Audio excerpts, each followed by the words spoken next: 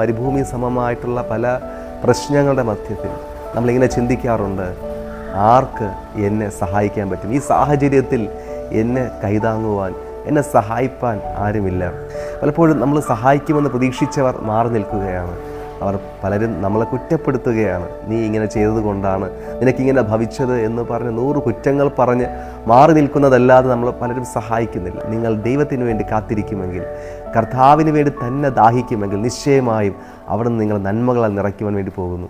അതെ, വിശന്നിരിക്കുന്നവരെ എന്ന് പറയുമ്പോൾ ഇംഗ്ലീഷ് ബൈബിളിൽ ദൈവത്തിനായുള്ള ഒരു വിശപ്പിനെ കുറിച്ച് നമുക്ക് കാണാൻ പറ്റും.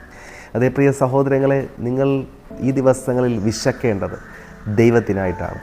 ദൈവം എൻ്റെ ജീവിതത്തിൽ വേണം. യേശു കർത്താവ് എൻ്റെ കൂടെ ഇരിക്കണം. യേശുവിനായിട്ട് അധികം വാഞ്ചിക്കുക, അധികം ആഗ്രഹിക്കുക, യേശുവിൻ്റെ സാന്നിധ്യത്തിന് വേണ്ടി കൊതിക്കുക.